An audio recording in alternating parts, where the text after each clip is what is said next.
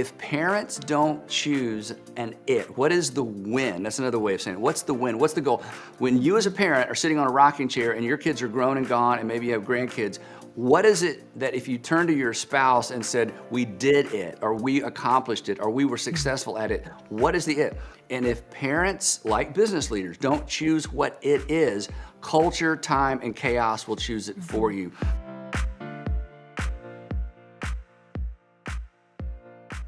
Well, we have Andy and Sandra Stanley with us today, and they have written the book, Parenting, Getting It Right.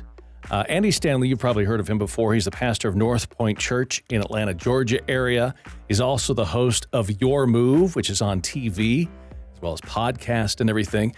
And Andy and Sandra have been married since 1988. It's good to have you guys with us this morning.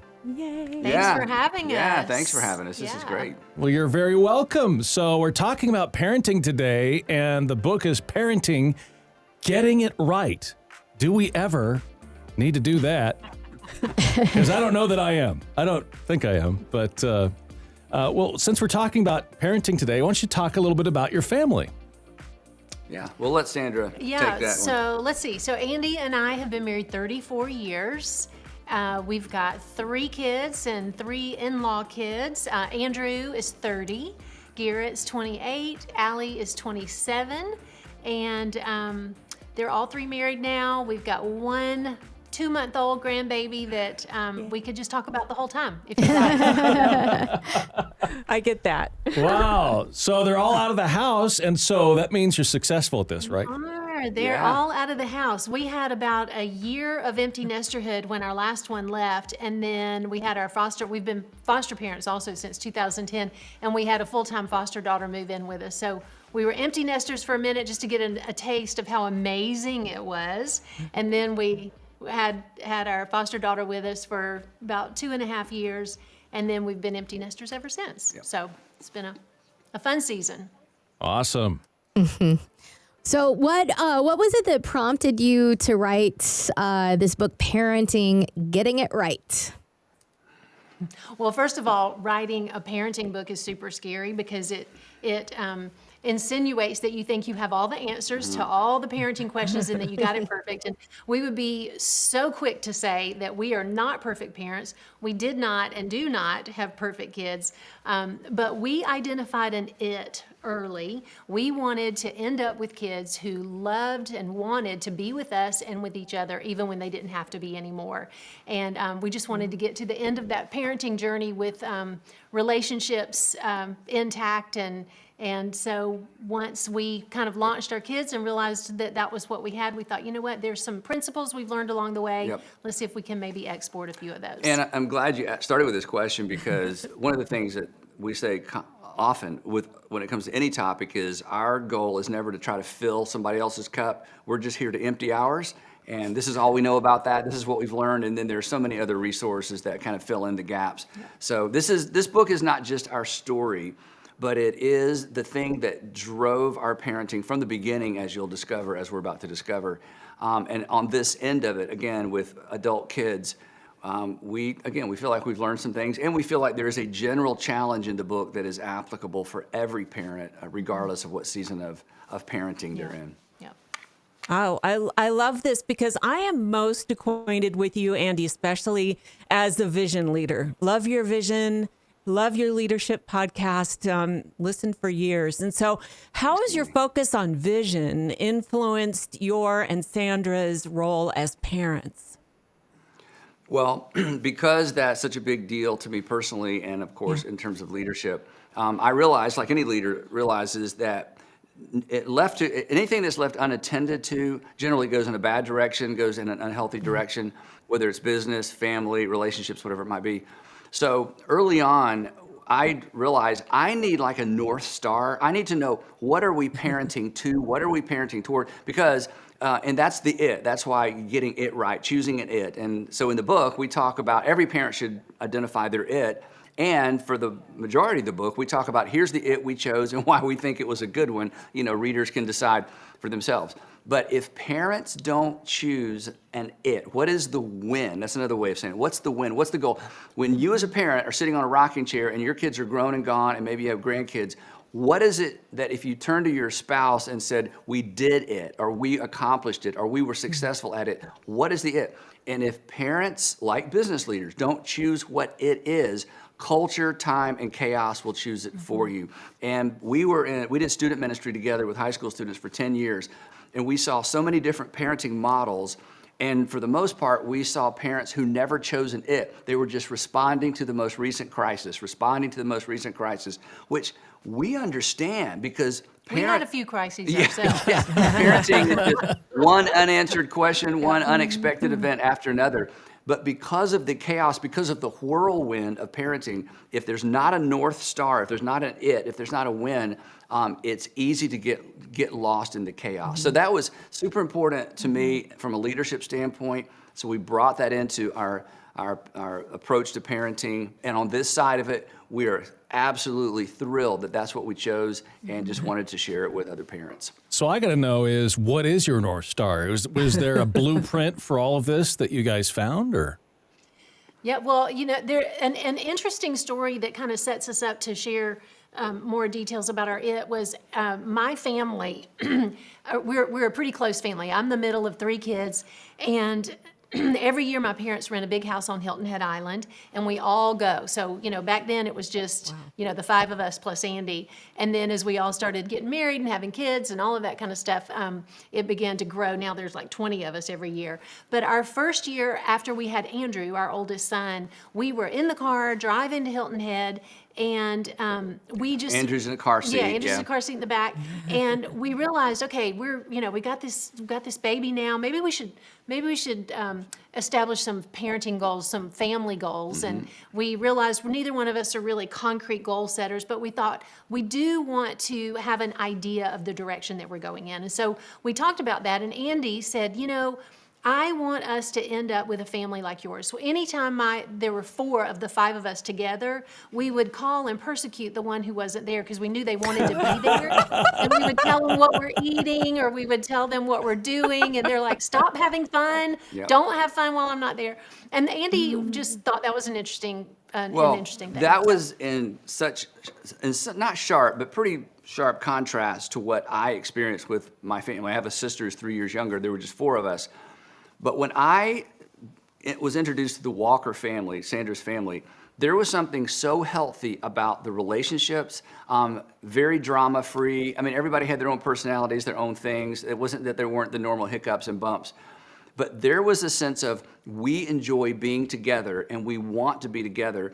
And even though at that point, her brother and sister were adults like she was, there was still this sense of we enjoy being together. And I told Sandra, I said, that's what I want. Now, the difficult or the challenging thing was, it was so normal to her. She thought, well, I assumed it. That's just what every family's like. I'm like, no, that is not what every family's like. And I knew for me, going back to your first question, that if I didn't have some intentionality around this or some words around this, my inclination would be to create a parenting win around performance, around behavior, around compliance. I mean, my natural gear is everybody behave, everybody follow these principles, I'm just wired that way. And I realized what her family had was better than perhaps what I would naturally parent toward. So I needed a statement, I needed a goal, I needed something that created the context for the disciplining, the rules, schedule, all those kinds of things. So that discussion, we came up with, I think, 3 family goals. Pretty quickly, we dropped 2 of them because who's got time for 3? And we bumped into this idea that our North Star, our it, would be to raise kids who would want to be with each other and with us when they no longer had to be. That is, when they were grown and gone, that they would still want to be together. And so essentially, we decided to parent with the relationship in mind. And that one decision all those years ago informed so many decisions along the way. And that's one of the reasons we wrote the book. Yeah. It was hard to go from, obviously, Andy, you're let's go, super task-oriented to more relational. Well, both of us are very We're wired task-oriented. very Oh, okay. the same way. Yeah. We get a lot done. That's hilarious. I like that. Well, you were talking But about go ahead, I interrupted. No, that was good. That was good. You were talking about the North Star of parenting and how that would make a difference once your kids are grown. So, what kind of difference has that made with those relationships now that they are out of the house? Yeah. Well, they enjoy being together and enjoy being with us. They actually want to be with you. So, Yeah. Yes, well, Mission and they all, accomplished. fortunately for us, and we know this isn't the case with every family, our kids all live in the Atlanta area, 30 minutes one way, 45 minutes another way. So there's the proximity. But even beyond that, watching our kids support each other in their careers, Yep. watching them support each other in their sorrows. Yesterday, Andrew's wife's grandmother passed away this past week. And so there was a funeral. It was about an hour away from our house. And so we were going because they asked me to participate. And Garrett, Andrew's brother, said, Danielle and I are going to be there. And we're like, well, you didn't really know, or it's an hour away. But just Wanted that to be sense of, supportive. Allie was trying to get there too, but they had gotten no sleep that night. Yeah, with the baby, so. But the fact that they wanted to do that, and in this season, now that we're in this empty nester season, these friendship years with our kids, looking back and on the whole continuum of our parenting journey, there is no joy that compares to watching your kids choose each other, especially when there were years where you thought they didn't even like each other. They might kill They each might other, kill each right, other, yeah. yeah. That's And true. watching them on this end of the journey choose each other, Yep. it just brings the greatest joy. And this sounds a little harsh, but hopefully will be inspiring for some parents. If you get to this season, the season we're in now, and you don't have that, it's virtually impossible to get that. It is almost impossible to go back and try to re-engineer relationships between siblings once they're in their late 20s, have chosen a life partner, or are kind of doing their own thing, because they're naturally career-wise moving apart, maybe geographically moving apart. So if the relationship, the desire to be with each other, if it's not already there, it's very difficult to get it. So again, this is one of the reasons we wrote the book, especially for parents with kids still in the home, to say, hey, we know there's a payoff down the road, and the payoff is broad, but the specific payoff, the one that you're going to want this whether you have it or not, is for your kids to enjoy each other and enjoy being with you, which means you parent with a relationship in mind. And one of the surprises, I think, for people who know what I do, in fact, this came up in an interview recently. They said, Andy, we would assume your win would be to raise godly kids who love Jesus and want to serve the Lord with all their heart. I'm like, yeah, that's a good one too, but that was not the driver behind how we parented our kids. And as a pastor's kid, I'm a preacher's kid, who's a preacher, I think that helped me recontextualize what the real win is in parenting. And there's a whole chapter in the book, a whole section in the book about helping your children develop a faith of their own. So we are certainly for spiritual formation, but that wasn't the driver. The relationship was the driver, because influence is one thing a parent should never give up with their kids. You should never give up influence unnecessarily. So the relationship, a strong relationship, creates influence. So there's more to this than, hey, we just all want to get along. That sounds a little bit thin, a little bit shallow, but there's so much more to it So than many that. layers. Yep. So many layers. I grew up in a home. My dad was a Marine, a lieutenant colonel in the Marine Corps, and so They got a lot done. So we got a lot done. We trained a lot. But I naturally would have drifted toward what he was talking about, because I didn't grow up in a pastor's home, and I would have, wanted to lay out the outline of how everything was going to go in the morning, and here's how you have a quiet time, and here's why you have a quiet time. Now go have your quiet time. Here's the chapter, and here's the verse. All of that. So I'm so thankful that he had grown up that way, because obviously our heart's desire is for our kids to have a relationship, to own their faith and to have a relationship with their Heavenly Father. That's such a priority. And I would have tried to parent toward that had he not grown up the way that he did and knew, that wasn't going to Right. be the it for us as it related to how we parented. So beautiful how God brings two people together, because I have a precious memory of my first family dinner at my husband's house. And his dad was working late and came in the door, and these kids jumped up from the dinner table, ran over and hugged their dad. And my family loved each other too, but not in such an expressive way.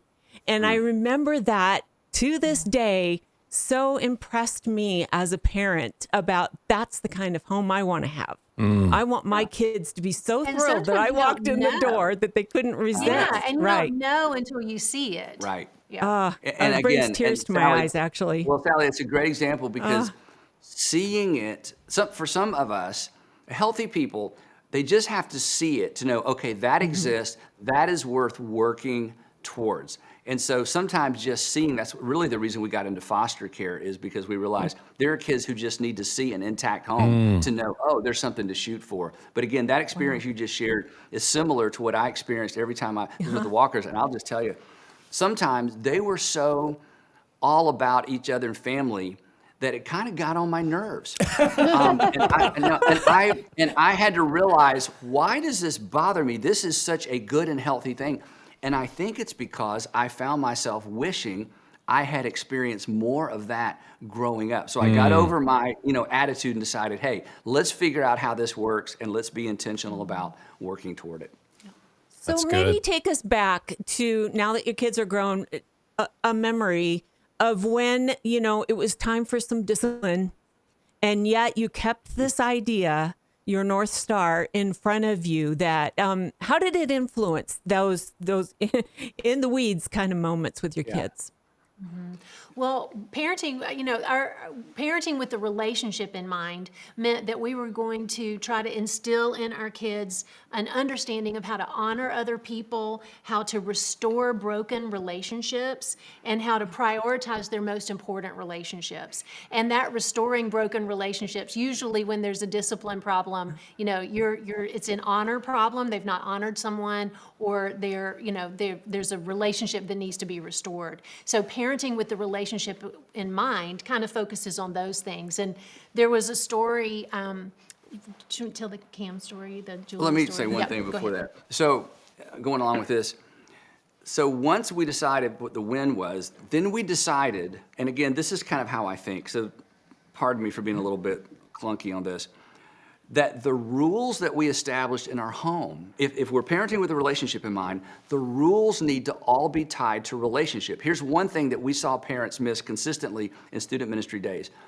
The rule became the thing rather than the relationship. But in real life, every time someone breaks a rule, whether it's in society or in a home, someone is hurt. There is always a person on the other end of a broken rule that has been damaged, something's taken from them, or they're not as well off as they were.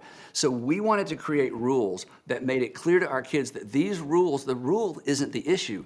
The honoring the person is the issue. So all of our rules were tied to how they impacted other people, which meant when it came to discipline, and I'll let Sandra share this story, when it came to discipline was about recognizing who was hurt, not just that a rule was broken, who was hurt, and how do we restore the relationship. That one idea, I'm telling you, that probably did more to shape the atmosphere in our home and the response to broken rules than anything else. But at the end of the day, that's a life skill. We all know adults who don't know how to restore a broken relationship simply because they broke a rule, or it never dawned on them that, hey, there's somebody on the other end of this rule that has been disadvantaged because I was dishonorable, unethical at work, whatever it might be. So that was kind of the framework, and we go into a lot of detail about how to do that in the book. So Yeah, so there was a scenario that played out when our kids were young, and it was mainly with our boys. Allie was kind of too young, but we had a date night or something. There was a babysitter at home, and we got home, and the babysitter, we said, "How did it go? How was the night?" And she goes, "Well, I mean, it was fine." She wasn't one of those babysitters that was gonna, rat out the kids, and so we had to kind of pull the story out of her. And when we got the story, we realized our boys had been really disrespectful to the babysitter, and so.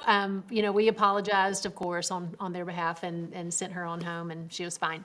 So the next morning, I woke the boys up and I said, "Hey, I'm going to need y'all to come on downstairs to the kitchen table. I've got some paper, and you're going to write some apology notes to Julie. You're going to each write an apology note, and then I'm going to need you to go get your wallets from upstairs and meet me in the car." So there Wow, what's going on now? Get the wallet. My gosh.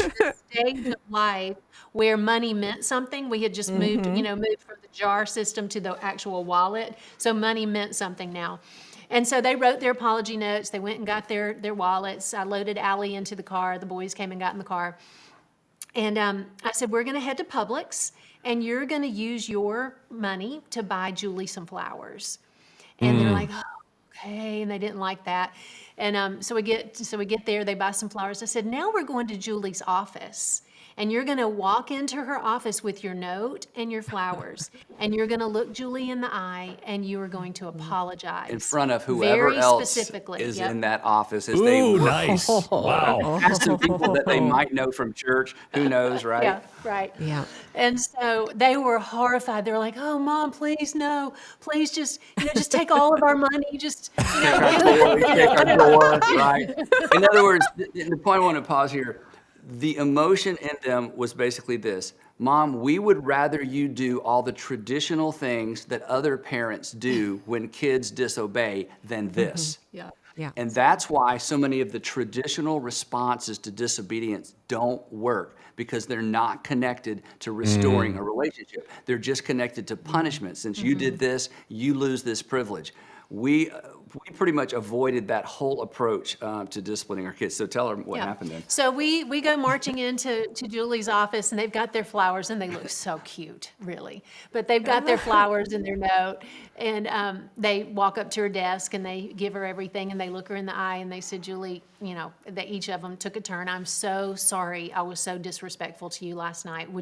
I hope you can forgive me. And one of the things that we worked on with our kids was not just looking at someone, especially each other when they've offended each other, and not just saying sorry. We made them say, I am sorry for fill in the blank. They had Sorry to own was an it, talk incomplete about it. sentence Yep. in our home. Sorry doesn't get it. Yeah. Apologized to Julie, and we left. And and the relationship was restored. Not that Julie, she was fine. She loves them. She was fine. But in their hearts and in their minds, there had been restitution. There had been a sincere apology. And it was a lesson that they learned, that we're not just going to say sorry. We are going to restore broken relationships. And so that was it. There's a couple of things to unpack from that too. That was the end of it.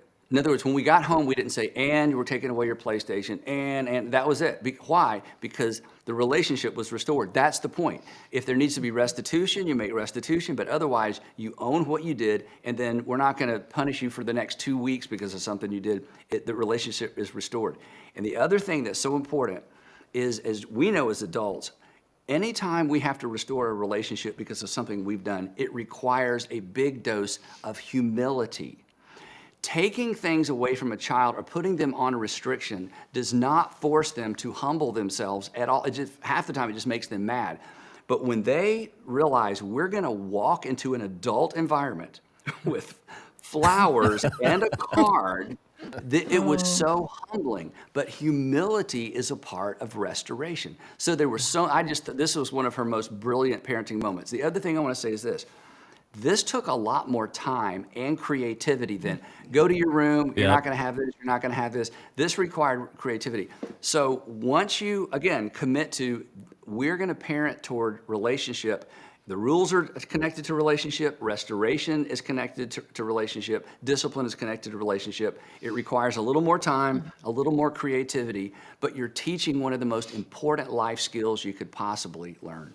And you know what's also connected to relationship? Embarrassment. I mean, you didn't have to do any more disciplining from my perspective. That was good enough right there. Yeah. How do you think they respond? How do you think they behaved next time she came to the house? Yeah. Right. Little angels. Yeah. Yeah, angels. Yeah. We're not we gonna didn't have to say, now be obedient. Remember last time? Yeah. They remembered. They're like, no, we're not doing that again. No. You talk about the law of harvest and explain that for people that don't understand that. It's in the Bible, but how does that apply to parenting? Well, yeah, the law of the harvest is you sow and then you reap, and you sow now and you reap later, and you can't rush a crop. So there's the final exam approach, which is I'm going to put it off, cram at the last minute, and maybe make an A. Again, in our student ministry days, we saw some parents, they didn't term it that way, we didn't either, but basically they were approaching parenting with the law of the final exam rather than the law of the harvest, that I'm gonna not get engaged, not get involved, gonna let my kids be a little wild and crazy, we don't need to discipline, aren't they cute, aren't they cute, aren't they cute? No, they're not cute, they're animals, they're awful, they're terrible. Nobody thinks it's cute but you. And and then the kids get older and then they decide, oh, now we're gonna start, we're going to start disciplining. Sandra will talk about these 4 stages in just a minute. So we saw parent as if, we can do it. We can cram for a final exam and the kids are going to be fine. But parenting is the law of the harvest. You sow now and you have to sow at the right time and you have to sow in the right way. And then you sit back and you wait and you wait and you wait and you wait and you hope that you got it right the first time. That's one of the reasons we wrote this book. We want to say, especially to parents whose kids are still at home, you are sowing and you're going to reap. And if you haven't decided what you want to reap, you're not going to know how to sow and you're not going to be as intentional about the timing of certain things because you can't ignore, again, a farmer cannot ignore the seasons, can't ignore the almanac, cannot ignore, hey, these seasons are coming and going whether I pay attention to them or not. So it's the law of the harvest. And of course, as you know, that's true in many areas of life, but it is especially true when it comes to parenting. You talk about establishing 2 parenting rules that are really focused on relationship building and then protecting those relationships that you build. Can we dive into that for a little bit? Sure. You want to talk No, about you can talk about the rules. You sure? So we basically had 2 overarching rules, and both of them were 100% relational. Again, I just made this up. I think it's great, but at the time it seemed a little risky, but I was trying to be so intentional. So our 2 overarching rules were honor your mother. It's my favorite. Yeah. Honor your mother. And I want to be clear, not obey your mother, honor your mother. Strong relationships are not built around obedience. Strong relationships are built around honor, right? So honor your mother. That's broader than obedience, although obedience is part of honor your mother. And number 2, never tell a lie. Never tell a lie.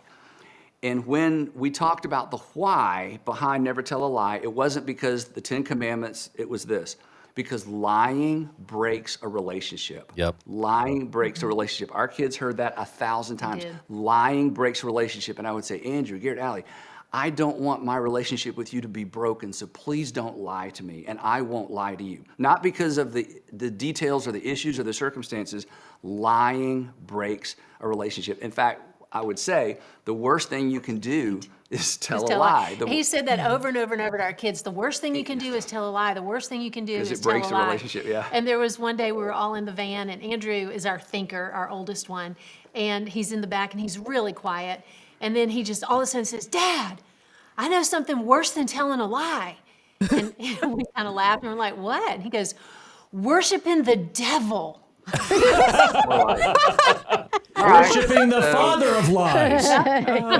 Now we have 3 rules. Honor mom, don't tell a lie, don't worship the devil.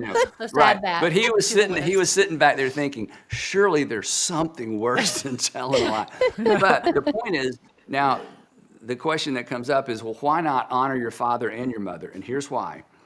Because number 1, I felt like it was more important for our children to learn to honor their mother and then expect me to honor their mother and to see me coming to the defense of their mother rather than defending myself. Don't son, don't talk to me that way. We never did that. Son, don't. No. Now, you say anything you want to me, but not to your mom. We're going to honor mom. So that little twist, again, it was 100% relational. Down the road, and we tell a story in the book about when one of our sons was 16, and the way I allowed him to talk to me, because that was fine. I wanted to know what was in there. I'm fine, but honor your mother. And we wanted to model for our daughter how she should expect to be treated by young men. So all of those things were 100% relational. Our when, governed and helped inform all of those things. Anything on that? No, that's great. It's powerful. I'll add that because my husband reflected that one particular time with our son. My husband is a rather large guy, sat my son down after he said something sassy to me and did what you're saying, Andy, and wow, he is such a beautiful example of a husband and a father now. And I really go back to that moment of, this is a no-go. You can say what you want to me, but not to your mom. And so powerful. And so much of And what you're saying makes a lot of sense. Go ahead, Sam. Yeah, I was going to say, and it really does model for them for their future relationships with their spouses. Yes. For the boys, the way they treat their wives. We had a situation with our daughter-in-law, Andrew's wife, before when they were just getting serious in their relationship, and she texted me one day and she said, I just want to tell you about this conversation I had with Andrew. She said, I knew that he had not had, a long-term serious relationship before. Serious and- girlfriend. Yeah. And so I asked him, I said, Andrew, how do you know how to treat me so well? You haven't had a serious girlfriend before. And he said, I've spent my whole life watching how my dad treats my mom. Oh, Oh, wow. wow. And that was the win. That's the That- win. that Thanks was for the this win. time together. This was a great interview. See you next week. Been a pleasure having you. But it really does. Wow. It Wow. really does flow from that kind of keystone type rule of Yeah. honor mom. Yeah. And It is a keystone rule. It really is. So many things good trickle down from that one Yep. idea. Yeah. That's good. I love it. I love it. You have a story where you talk about how you kind of let tension build with your child. I think it was one of your sons. Instead of just immediately pouncing when he made a mistake. Tell us about that, because I thought that was well, another the beauty of beautiful the later example. years, the beauty of the later years when we're in those kind of teenage coaching years is you can wait a little longer before you actually, and let them know what's going to happen as a result of Right. whatever it was they did. In those early years, which we'll talk about in a minute, I think, those early years, discipline has to be quick. It has to be very much tied to the offense and very quick and consistent. But later, you've got a little space to work with. In fact, in the book, we recommend you wait as the kids get older, that you wait as long as possible. And here's why. It's not a hard and fast rule, but waiting is okay. Number one, in real life, you don't always know what the consequence is. In fact, virtually no one listening to this podcast or watching could tell you what the legal system will do immediately or ultimately based on a specific infraction. In other words, the government doesn't send out a list every week that says, okay, if you do this, this is going to happen. If you do this, this is going to happen. We don't know. So that's real life. You can break the law and be arrested or get a ticket or be arrested for something beyond just speeding. And you have a court date. It may be a month away. It may be 2 months away. And you don't know what the consequence is. And you live with that awful tension of that hanging over your head. That's real life. So the other reason sometimes it's better to wait is to discipline toward the relationship requires creativity. And that takes time. And that's okay. Because the right response, even if it's delayed, is far better than I'm taking this away to give me the keys to the car, give me your phone. Now we're all going to be on restriction because you can't go anywhere and we're all stuck at home. Those traps that parents set for themselves sometimes. So the delay is not a bad thing. So the story we talk about in the book is, do you want to tell Yeah, this? I'll tell the story. So, and this I think was Andy's finest parenting moment. This was a story with one of our boys, and he was 16 years old, and he was incredibly disrespectful. Incredibly. To me. And so it was just one of those moments where he just, he's our more expressive child anyway, and it just all came flowing out. But when Andy got home, I kind of relayed the story. I said, here's what our day looked like. Here's what happened. And he was furious. And so he ended up waiting a good bit of time. Our son knew, this is not going to go, I'm not off the hook. So he was wondering, when is the axe going to fall?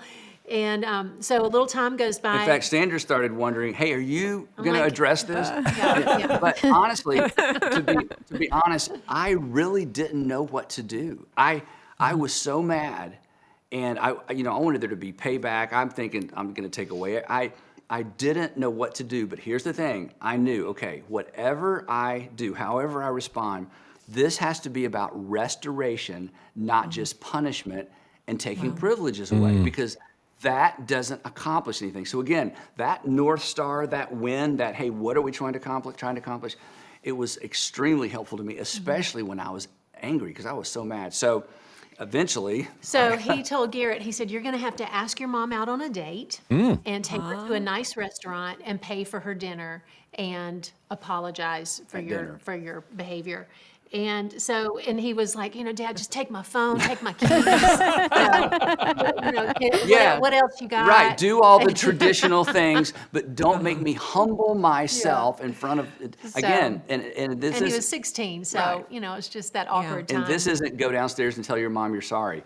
This is going to be an event. This is going to be an experience. So you can tell them what happened. So Garrett, our middle son comes downstairs and he said, Mom, are you available to go to dinner with me tonight?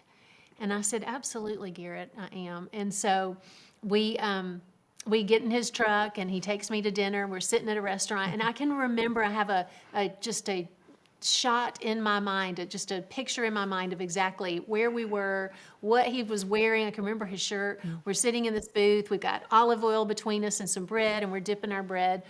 And he looked at me and he said, Mom, I am so sorry that I was disrespectful to you. I'm so sorry. And I just hope that you'll be able to forgive me. And I said, no, I'm mad still. So I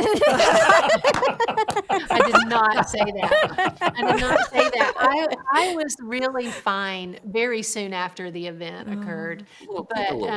But his big old brown eyes, the whole thing, it was just a precious moment. And the relationship was absolutely restored and it was over. It really was over. We enjoyed our dinner. We went home. It was just over. And our relationship was taken to a whole nother level as a result of it. It was better because as we know as adults, when we humble ourselves and own what we've done, the relationship isn't weaker. If you're dealing with a somewhat healthy person, the relationship is stronger. And it's a memory that actually is part of the cement that cements those two people. So, and the thought of how that impacts his relationship with his wife now is just huge. He knows how to restore a relationship. He knows how to apologize correctly. He knows how to own what he did and not, pretend like it never happened or get angry if it gets brought up. There's just none of that because he knows and understands how to do that. Wow. One thing that we've mentioned twice already that I want to make sure doesn't slip through the cracks is we did not require our children to ask for forgiveness. And here's why. And I think this is a big idea. When I've done something if I do something to hurt you, there's a sense in which I've taken something from you. So now I've taken something from you, and now I'm going to come to you and say, I'm so sorry I did that. I need you to give me something else. I need you to give me forgiveness. So we don't ask for forgiveness. We say exactly what she said. I hope that you will be able to forgive me. In other words, I'm leaving that with you. I'm not requiring something else from you after I've already taken something from you. So forgiveness is super important, but you know what? That's up to you. So I'm going to own what I've done, and I hope someday or you find it in your heart to forgive me, but wow, I understand. I don't get to dictate how long it takes you to recover from what I did to you. Because please forgive me or forgive me, you're asking me to do something in the moment, and I might not be ready to sincerely do that in the moment. So give me some space. And I think this is really important, even when we offend our children as parents, because we talk a lot about this in the book. When I've hurt one of my children as a parent and I recognize it, I immediately want to move in their direction, put my arm around them, close the get as close as I can, apologize, and then I want to explain why I did what I did, even though that's irrelevant, and then I want to say, please forgive me. Well, that's just too much too fast. So learning to handle this the right way and modeling it for our kids is so extraordinarily important because forgiveness is a gift and you don't ask for a gift. You just hope the person will maybe one day be willing to give it to you. So that's just a subtle little thing that we didn't want to go by that too quickly. That's really good. I think I'm learning something right now because I think I slide into the apology phase with my wife too quickly and she's like, I am still not happy with you. Yeah. Still angry. That's right. It's like she wants to hear a really good I'm sorry as well. It's like, you better really work that one, make it better. So it's... That's No, good. we all, the thing is, the more we love a person, the more inclined we are to try to fast track Yeah. Exactly. The more reconciliation. desperate we feel. That's But true. Yeah. we have a role, they have a role, and we Yep. need to create space to allow them to choose to move in our direction. And again, that begins with how we parent, and it's again different at some stages than others. So That's awesome. I love the waiting for the final punishment or whatever you want to, because that's punishment as well, right? I mean, Yep. when I do that with my son, he's like, he'll keep coming back around, Dad, what is it going to be? Or Dad, Yeah. Or the worst is when I was a kid, it was wait till your father gets home. Oh my God. yeah, I mean, Yeah. that is like the worst wait. It's like, am I on death row here? What's happening? You know, it's Yeah. what's going to happen Yeah. next. But yeah. so you guys talk about the 3 Ds and how they can negatively affect a relationship. What are those Ds? Yeah, well, in the early season with our kids, when they're in the discipline stage, we started using the word disobedience, dishonesty, and disrespect. Those were the 3 things we disciplined our kids for when they were little: dishonesty, disobedience, and disrespect. And we used the words honesty, obedience, respect, and then the counter: dishonesty, disobedience, and disrespect, because we really wanted them to understand that these are the things, when these things happen, there are consequences. And during that early season, that's the main thing we want them to learn, is there are consequences for our actions, both good and bad, and the stakes are low when they're young. So those 3 things were the big things we focused on when they were young, and of course they carry on through all the other seasons as well. But we really dug down on those during that early season. And we were, again, going back to something we said, we made it clear that when those 3 Ds come into play, there's someone on the other end that's been hurt. So it's not just don't do this and don't do that. It's like dishonor, you've dishonored somebody, you've disrespected somebody, you disobeyed, and consequently there's a consequence to someone else. So again, and one of the reasons we camped out on the 3 Ds is because, as every parent knows, but it's easy to forget, there's a difference between childishness and disrespect, disobedience, right? So you don't discipline a child for being childish. Now, we've seen parents discipline children for being childish, for acting like a child, especially in public. But that's not the right thing to do. When a child is simply acting out their age, that's different. Now, it may be embarrassing, but that's still not an they weren't being disrespectful, they weren't being disobedient, and they weren't being And dishonest. it's something you so- can correct and tweak and kind of help them with, Right. but it wasn't what we would really focus in on for discipline. Yeah. If you would unpack the 4 stages of parenting and why it's so important for parents to be intentional in transitioning, that parenting style from one season to the Yes, next. it's such a great question. And this goes back to the sowing and reaping. This is where sowing in a proper season is so important. Yeah, and we didn't make this up. This was something that we heard from several different people along the way. We read all the books. When we had our first kid in our small group, we were doing every parenting thing we could get our hands on. And so this was something we learned from somebody else. And we realized at the time it sounded like it was important. But as we moved through these stages, and then, of course, getting to the end of it, we realized those were so important. So the discipline years are like 0 to 5 years old.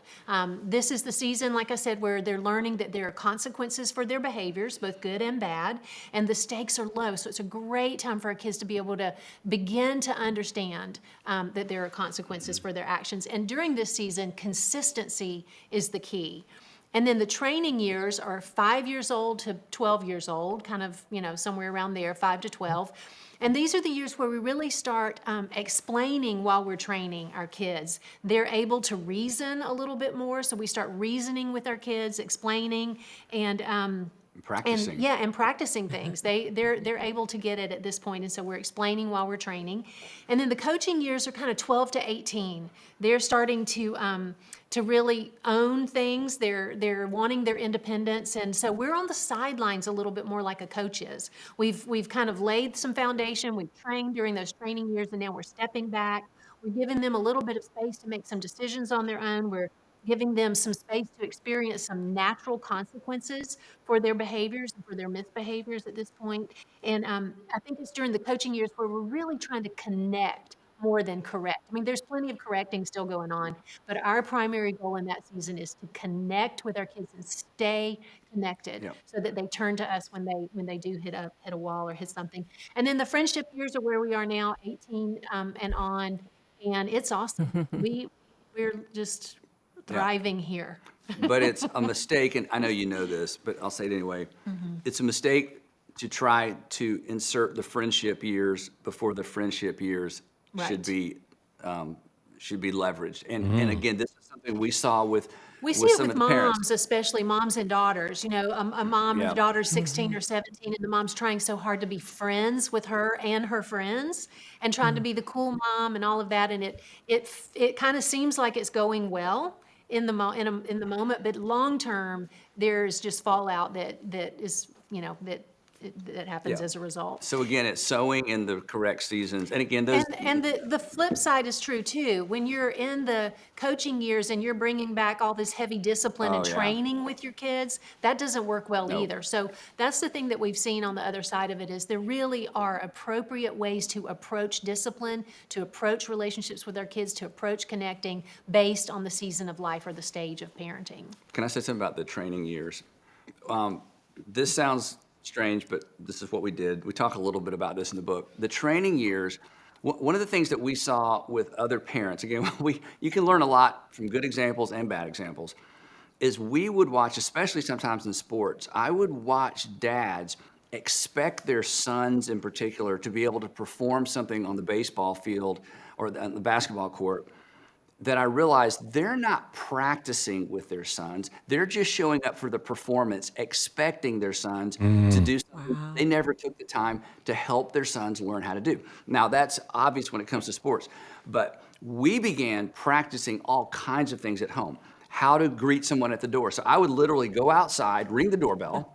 My kids would come to the door, and we would practice greeting someone at the door, shaking hands, looking in the eye, and taking us in. Then I'd This go was back and always do it right again. before people were actually coming over. Yeah. So they'd be using the person's name that's about to show Right. up. Practice saying their name. Because, and the thing is, in the training years, it's easy to make all the training a game. And the kids love the games. We practice, I mean, anything that we thought we would have to, we would expect them to do in public, we practiced at home. With a certain group of people, we practiced at home. Before we left for the whatever it was, we practiced at home. Because if you train, then they know what to do. But to simply get into a new environment and then expect them to know how to behave and then react when they don't behave the way that you expected them to, that you never trained them to, that's just a disaster. So we made everything a game in those The years. great thing about the training years is everything is fun and nothing is dumb. But when you get to the coaching years, everything is dumb. Everything. And nothing is fun. So you got to do all you can during those Don't you during guys those wish training that years. more of the people that we deal with in customer service went through this process? It's Yeah, like, maybe so. That's oh right. man. It's like my son's 13 years old, and I'm calling him Great Mumbler right now because his voice changed. It's deep, and half the time I can't hear him. It's like, speak up, But yeah, I love that. Introduce yourself, practice that. That's brilliant. Yeah. That's great. Yeah. You know, you We, have a chapter in the book. Oh, sorry, I interrupted No, you. go There's ahead. a little delay. We can move on. I just have to, before we run out of time, ask you why there's a chapter on marriage in your parenting book. Go ahead. Well, You wrote the chapter. the thing that we know and is in life, there's what's real and there's what's ideal. And we recognize that we've got so many friends that are single parents and they're navigating this whole parenting journey on their own. And that's so hard. That's what's real. But what we also know is that kids who grow up in a two-parent home with their parents having a healthy marriage is the ideal environment. And so we wanted to put a chapter in the book about marriage and some practices and some principles about marriage for that very reason. Our kids are going to have a story that they tell. We've been in small group our entire married life. We've been in small groups and it has been everything for us. But and if you've been in a small group, and I'm sure there are other environments where it's the same, you get in a group of new people or new friends and you start telling your stories. And so when we tell our stories, And even with all the adult groups we've been in, everybody's story includes their story of their parents and how their parents' marriage, their parents' relationships with them impacted where they are today, Yep. and how, just so many things about their current life. And their parents just have a huge impact. So we just knew this is super important, and we want to make this part of the parenting book. And one of the two greatest gifts that you can give a child is an intact marriage. I mean, it is a gift. And again, we know there's circumstances beyond people's control. Both of our fathers grew up in a single parent home. Both of our fathers' died when our fathers were young, so they were raised by their moms. So this isn't hey, you're destined for negative things to happen. That's not the point at all. But we know at the end of the day, the ideal is a two-parent home where there's the influence of a mom and a dad. And so one of the greatest gifts we can give our kids is an intact marriage or a healthy marriage. And so, and there's nothing really that compensates or makes up for that, because it's a unique gift. So anything parents can do to invest in their marriage really is an investment in their kids, and ultimately an investment in their grandkids. That's awesome. So Yeah, and also with our goal being getting, our kids launching out of our homes, wanting to be with us and be with each other when they don't have to be, that actually implies that we're going to be there as well. So to get to our desired to our bullseye on the target, really did require for us to keep our marriage healthy and to stay healthy as it relates to that, so we can enjoy that Which season. meant, and I'll make this short, which meant we prioritized we prioritize consistently our relationship and our marriage to the point of pulling away from and doing trips when our kids were young. And at the ballpark, I coached all the time. I would say, hey, well, I'm not going to be here next weekend for the game. Sandra and I are going to do da-da-da. And 100% of the time, the other parents would be like, just the two of you? We're Without like, your kids? Without your kids? We're like, yeah. And then we would hear, we haven't been off by ourselves for 7 years. We haven't been off for 8. I'm like, well, that's on y'all. We're leaving next weekend. And Won't be here. so we were very intentional about that part of this as well. And the kids, they figure it out. that's awesome. Wow. All right. Parenting, getting it right. Thank you, Andy and Sandra. Appreciate your time. Wow. Good stuff. Yeah. Thank So you for good. having us. Yes, thanks for having us. This is fun.